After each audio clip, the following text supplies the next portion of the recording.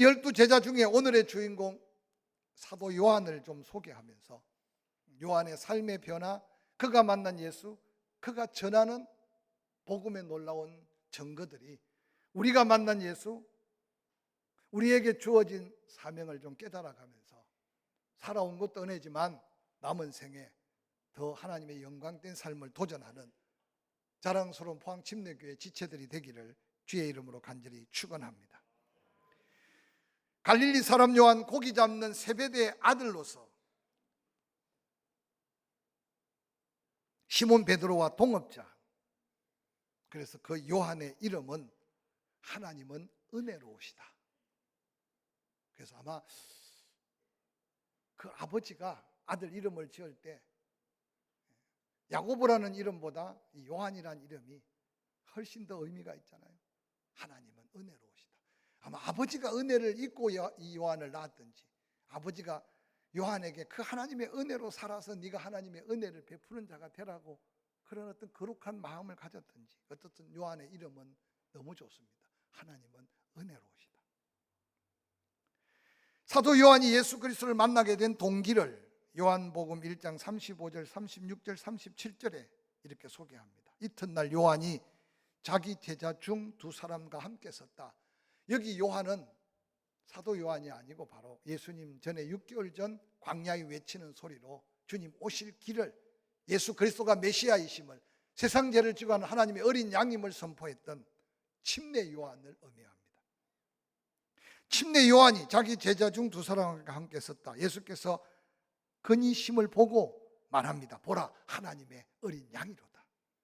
2 제자가 그 말을 듣고 예수를 따랐다.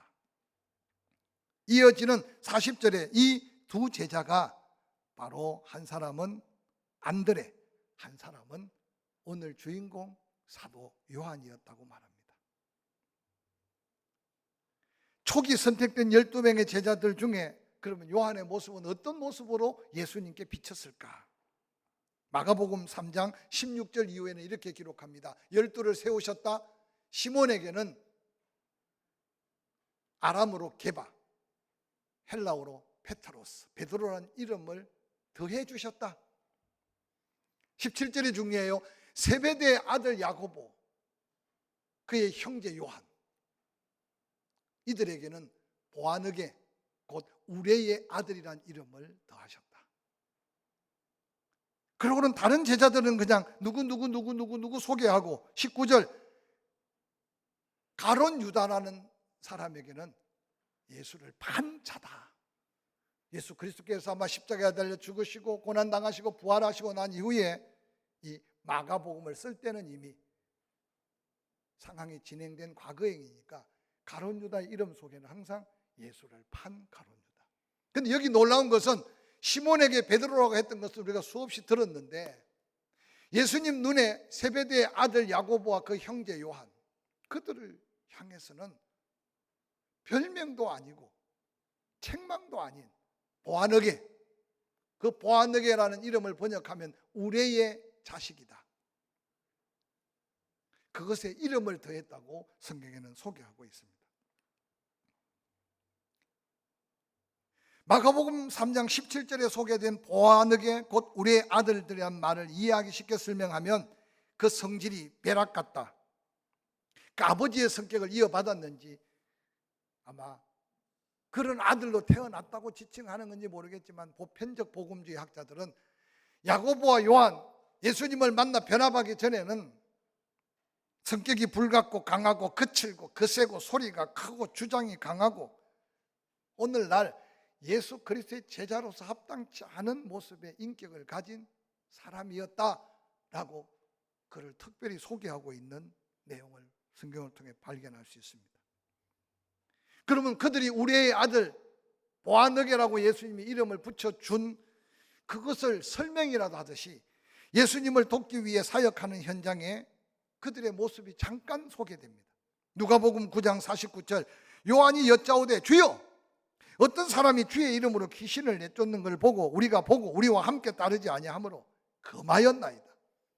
여러분, 성경은 아주 예쁜 글씨로 기록되어 있지만 다른 말로 말하면 예수님과 함께 복음을 전하고 막 가려고 그러는데 소문을 듣자 하니까 다른 무리들이 예수 이름을 팔고 예수 이름으로 귀신을 내쫓고 하는 이야기가 들려오는 거예요. 그래서 요한이 그들을 모아놓고 예수 이름 따르려면 우리처럼 예수님을 따르든지, 안 그러면 예수 이름 사용하면 알지? 죽는다. 쉽게 말하면. 그러고는 금하였다. 예수님이 그걸 기뻐하지 않으셨지만 요한의 모습을 아주 숨기듯이 표현하고 있어요. 그것뿐이 아니라 이어지는 9장 51절에 예수께서 성천하실 기약이 차감해 예루살렘을 향하여 올라가기로 굳게 결심하셨다.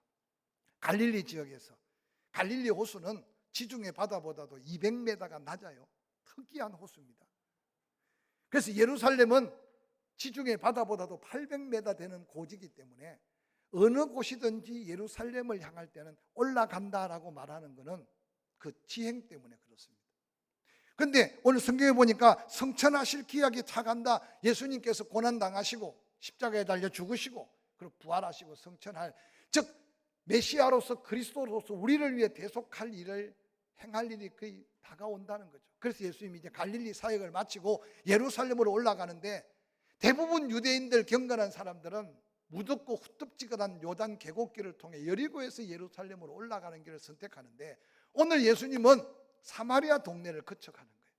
아브라함이 그 길을, 야곱이 그 길을, 나중에 그랬던 족장로라고 하는 그 길을 가다가 사마리아 동네를 지납니다.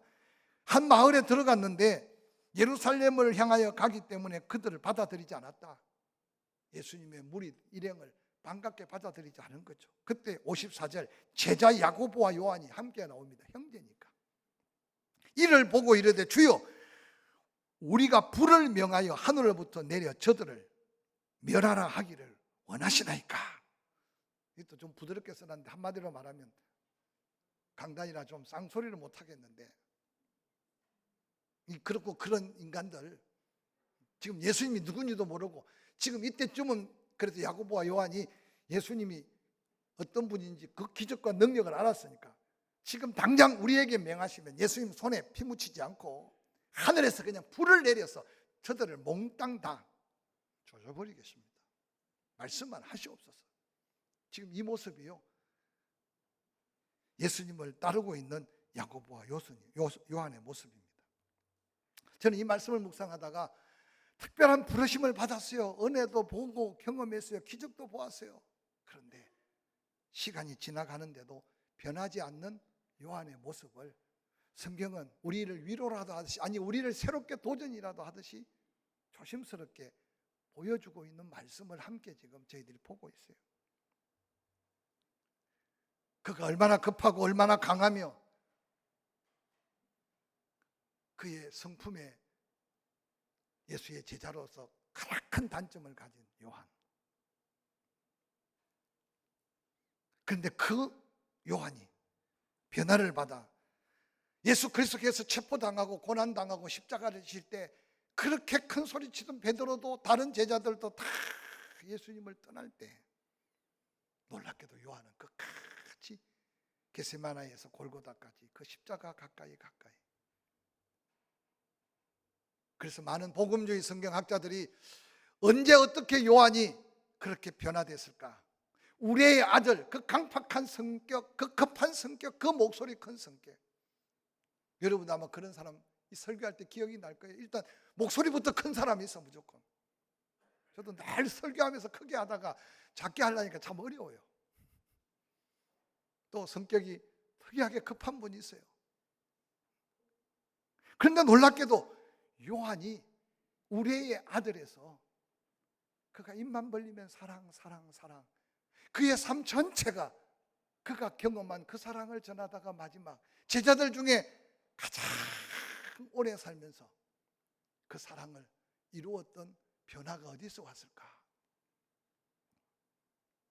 천국 가서 물어보면 확신하겠지만 사도 요한이 쓴 여러 가지 메시지들을 종합해 볼 때 아마 사도 요한이 가장 감동받은 게 새 계명을 너희에게 준다. 내가 너희를 사랑한 것처럼 너희도 나를 사랑해라. 요한은 예수 그리스도의 사랑을 하나하나 느낄 때마다 이전에 유대인으로서 그 숱한 계명에 짓눌려 있고 예수님이 와도 그 계명 몇 가지 잘 지킨다고 바리새인들, 서기관들, 대제사장들, 조금만 허물만 실수만 있으면 돌을 던지고 그들을 죄인 취급했던 그 살벌한 세상 속에 예수님은 자기 몸을 깨트리면서 외치기를 새 계명을 너희에게 준다. 서로 사랑해라. 아마 그 사랑에 녹아든 요한의 모습을 우리는 그의 고백 같은 메시지를 통해 살펴볼 수 있습니다. 그 사랑 때문에 두려워서 떠난 제자들 가운데 그는 묵묵히 골고다의 십자가의 현장까지 예수님이 마지막 호흡을 가다듬고 울고 있는 육신의 어머니 마리아를 향해 어머니 나만 아들로 여기지 마십시오. 옆에 있는 요한이 아들 될 겁니다. 요한아 내 어머니라고만 생각하지 마라. 이제는 너의 어머니다. 예수님은 딱 이 말씀하시고 요한과의 대화가 끝났어요. 예수님의 육신의 어머니 마리아를 예수님의 그 말씀 부탁으로 지극정성으로 섬기면서 훗날 그 마리아를 기념하면서 세운 교회까지 세워져 있는 것이 에베소의 요한의 사랑의 흔적이라고 해도 지나치지 않을 겁니다. 안식구 첫날 예수 그리스도의 부활의 현장에도 먼저 달려갔습니다. 베드로의 억센 권유에 뿌리치지 못하고 갈릴리로 갔지만 지난주 함께 설교 들었죠. 부활하신 예수님이 새벽에 고기 한 마리 잡지 못하고 허탕친 제자들에게 오른편에 그물을 내리려고 할 때 그물에 고기 잡힌 걸 통해서 그분이 예수님인 걸 가장 먼저 느낀 것이 요한이었습니다.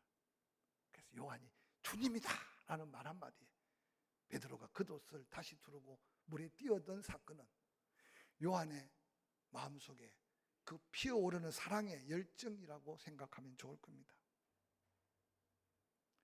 예수 그리스도의 사랑에 새롭게 변화된 요한, 이제 그는 입만 벌리면 사랑, 입만 벌리면 그가 경험한 사랑을 고백하고 있습니다. 사도 요한이 남긴 사랑의 흔적들은 요한복음을 기록하고 요한 1서, 2서, 요한 3서를 기록하고 마지막 밤모습에서 우리에게 유일한 신약 시대의 계시록이라고 하는 요한 계시록을 사도 요한을 통해서 하나님은 남겨주셨습니다. 변화받고 새로운 사명에 불탄 사도 요한의 항상 중요한 메시지는 사랑이었습니다. 그의 가장 놀라운 외침이라면 누구든지 예수 믿고 구원받은 사람이 다 암송하는 구절, 아니 안 믿는 사람도 알고 있는 구절, 요한복음 3장 16절, 하나님이 세상을 이처럼 사랑하사 독생자를 주셨으니 이는 그를 믿는 자마다 멸망치 않고 영생을 얻게 하려 하심이라. 성경 전체의 주제가 될 정도로 사도 요한이 예수 그리스도의 사랑을 깨닫고 하나님의 사랑을 외친 가장 강력한 메시지의 주제였습니다. 하나님이 세상을 사랑하셨다. 요한복음 13장 3절에도 동일한 고백입니다. 새 계명을 너희에게 준다. 서로 사랑하라. 내가 너희를 사랑한 것 같이 너희도 사랑해라. 이 놀라운 외침 가운데 특별히 사랑에 대한 놀라운 정의를 요한 1서 3장 16절, 헷갈릴까 봐 요한복음 3장 16절, 요한 1서 3장 16절. 오늘 이 예배를 드린 저와 여러분들 3장 16절만 기억하면 요한복음 다 요자로 시작해요. 요한을 기억하라고. 요한복음 3장 16절, 하나님이 세상을 이처럼 사랑하사. 요한 1서 3장 16절 한 목소리 읽어볼까요? 그가 우리를 위하여 목숨을 버리셨으니 우리가 이로써 사랑을 알고 우리도 형제를 위하여 목숨을 버리는 것이 마땅하니라. 우리는 너무나 쉽게 듣고 쉽게 잊어버린 말씀이지만 사도 요한이 이 말씀을 기록하고 선포할 때는 그 가슴 속에 하나님의 그 사랑의 크기, 하나님의 그 사랑의 놀라운 위력, 하나님의 그 사랑의 놀라운 은혜를 다 경험하고 난 다음 우리를 위하여 당신의 목숨을 버린 것이 하나님의 사랑이다. 그 사랑을 알아야 진정한 사랑을 안다. 그 진정한 사랑을 안다면 사랑할 대상을 위해 목숨까지 아끼지 않는 사랑의 사도가 될 수 있다고 외치는 사도 요한의 외침이 저와 여러분에게 거룩한 도전, 축복이 될 수 있기를 주의 이름으로 간절히 축원합니다. 특별히 요한 1서 4장에는 그 아름다운 사랑을 한 편의 서사시같이 그 아름다운 사랑을 아름다운 작품을 만들듯이 사랑의 아름다운 고백을 남기고 있습니다. 이 내용 속에 한마디로 말하면 하나님은 사랑이라고 정의합니다. 사랑하는 자들아, 우리가 서로 사랑하자. 사랑은 하나님께 속한 것이니 사랑하는 자마다 하나님께로부터 나서 하나님을 알고 사랑하지 아니하는 자는 하나님을 알지 못하나니 이는 하나님은 사랑이심이라. 사랑은 여기 있으니 하나님이 우리에게 이렇게 나타난 바 되었다. 하나님이 자기의 독생자를 세상에 보내심은 그로 말미암아 우리를 살리려 하심이라. 사랑이 여기 있으니 우리가 하나님을 사랑한 것이 아니고 하나님이 우리를 사랑하사 우리 죄를 속하기 위해 화목제물로 그 아들을 보내주셨습니다. 사랑하는 자들아, 하나님이 이같이 우리를 사랑하셨은즉 우리도 서로 사랑하는 것이 마땅하도다. 어느 때나 하나님을 본 사람이 없으되 만일 우리가 서로 사랑하면 하나님이 우리 안에 거하시고 그의 사랑이 우리 안에 온전히 이루어지느니라.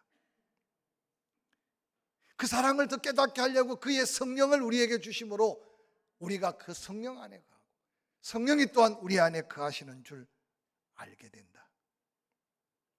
아버지가 아들을 세상의 구주로 보내신 것을 우리가 보았고 또한 증거한다. 누구든지 예수를 하나님의 아들이라 마음으로 믿고 입으로 시인하면 하나님이 그 안에 거하시고 그도 하나님 안에 거하신다. 할렐루야. 그 짧은 요한 1서 4장에 하나님이 사랑이라는 말을 4장에서 계속 반복합니다. 요한이 외치는 하나님의 사랑을 우리는 얼마나 느끼고 깨닫고 감격 속에 누리고 그 사랑이 또한 내 안에 얼마나 사랑으로 나타나고 드러나는지 한번 우리 스스로의 삶을 돌아보시길 바랍니다. 사도 요한이 하나님은 사랑이시라고 말하는 것은 이 땅에 사랑이 없다는 말이고 모든 사랑의 근원은 하나님께로부터 시작된다는 이 엄청난 말씀 속에 우리 스스로 노력하고 수고해서 얻을 수 있는 사랑이 아니라 하나님의 그 사랑을 예수 그리스도를 믿음으로 고백할 때 내 안에 임한 그 사랑이 있어야 바로 이 위대한 사랑의 역사를 이룰 수 있음을 기억하시기를 주의 이름으로 간절히 축원합니다. 하나님의 사랑은 어떻게 나타났느냐? 독생자를 세상에 보내주시고 우리를 살리기 위해 그를 죽이심으로. 그래서 로마서 8장 5절에 우리가 아직 죄인 되었을 때 그리스도께서 우리를 대신하여 죽으심이 하나님의 사랑의 확정 증거였다. 그렇게 선포하고 있습니다. 지난 새벽에 용서에 대한 이야기를 나눈 기억이 있습니다. 새벽 예배 나오신 분들, 유튜브로 들으신 분들, 사랑 없는 용서는 없어요. 용서 없는 사랑도 없어요. 혹시 따라하면 잊어버리지 않으려나요? 사랑 없는 용서는 없고 용서 없는 사랑은 없다. 베드로는 7번 용서하면 최고지요. 그냥 숫자가 아니에요. 인간으로서 한계가 7번이에요. 근데 예수님은 7번씩 70번씩이라도 490번이 아니에요. 무한한 용서를 예수님은 요청하셨어요. 그러면서 한 비유로 1만 달란트 빚진 자, 이 1만 달란트는 어떤 금액의 숫자가 중요한 게 아니에요. 어떤 노력을 다해도 어떤 힘을 다해도 모을 수 없고 갚을 수 없는 금액. 즉 오늘 1만 달란트 빚진 자는 용서받을 수 없는 대상이었어요. 그런데 비유된 임금 하나님은 그를 용서했어요. 사랑하는 성도 여러분, 우리가 예수 그리스도의 은혜로 용서받은 죄는 우리가 어떤 수도, 어떤 수고, 어떤 선행, 그 어떤 것을 통해서도 사함을 받을 수 없는 엄청난 죄를 하나님은 송두리째 용서해 주셨어요. 그런데 100데나리온 빚진 친구를 만나자마자 100데나리온은 수고하면 갚을 수 있는 거예요. 당정 한 사람 품값이 한 데나리온이면 그래도 100일 동안 품값이 적은 돈은 아니지만 그가 용서받은 감격을 잊어버리고 그 100데나리온 빚진 자를 붙들고 두들겨 패고 옥에 가두고 주변에 구경하던 사람이 그걸 알고 왕에게 다시 고소합니다. 오늘 우리의 현실 속에요, 사랑이 있는 것 같은데도 용서가 없어요. 용서하려고 몸부림치는데 사랑이 없는 거예요.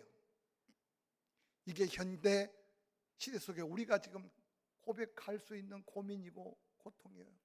저는 추석을 앞두고요, 여러분 가슴 속에 오늘 사도 요한이 그렇게 불같고 용납할 수 없는 성격 성품 모두가 볼 때 단점만 가지고 있는 인생인데 새 계명을 준다. 서로 사랑하라는 예수 사랑에 녹아지고부터 그가 어느 날 사랑의 사람으로 바뀌어졌습니다. 입만 벌리면 사랑, 누구를 만나든지 사랑.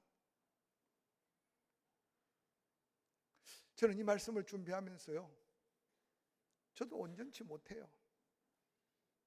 저도 어떤 때는 마음이 힘든 사람도 있고요, 이해가 안 되는 사람도 있고요, 가족 중에도 그렇습니다. 젊을 때는요 따져보기도 하고 젊을 때는 가서 소리쳐 보기도 했어요. 근데 세월이 지나면 지날수록 제게 준 은혜는 아직도 모자란 사랑을 채워야 하지만 사랑밖에 없어요. 늘 제가 강조했듯이 사랑은 사랑받아야 될 상대를 위한 게 아니고 용서는 용서받아야 될 대상을 위한 게 아니라 나를 위해서. 추석이 가까웠습니다. 들에는 벼가 익어갑니다. 그 추석이 아니고 추석이 가까웁니다. 보기 싫은 시자 어떻게 하면 안 만날까요? 추석이 가까웁니다. 마음 상한 형제에 어떻게 하면 말을 안 붙이고 피해갈까요?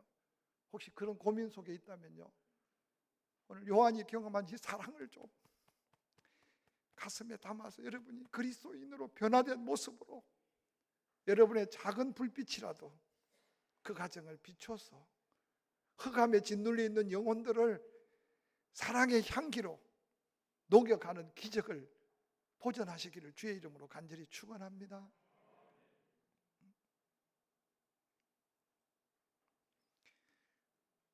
사도 요한은 십자가를 바라볼 때마다 그 큰 사랑을 가슴에 채우기 시작했어요. 우리는 십자가의 사랑을 알기는 알고 믿기는 믿는데 필요할 때 그 십자가가 보이지 않아요. 실수가 보이고 허물이 보이고 잘못이 보이고 그걸 따지다가 서로 상처 주고 상처받고 그걸 따지다가 이해관계가 깨어져서 마음이 상하고 그래서 어느 날 나 혼자야.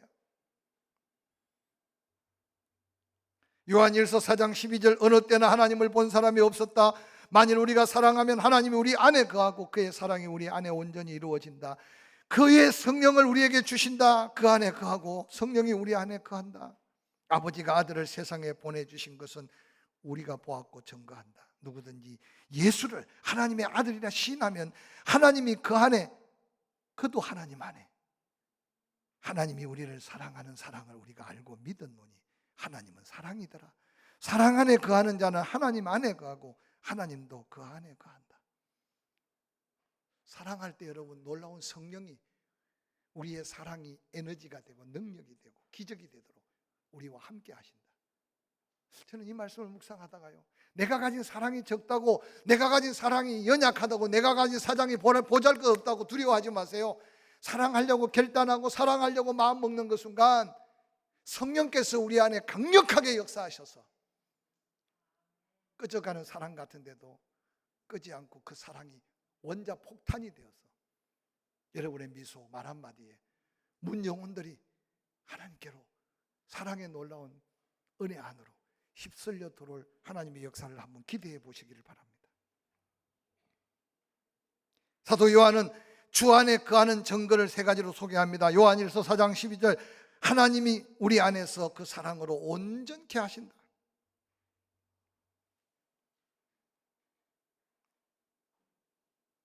또한 하나님이 우리와 늘 함께 거하는 삶을 살게 하신다.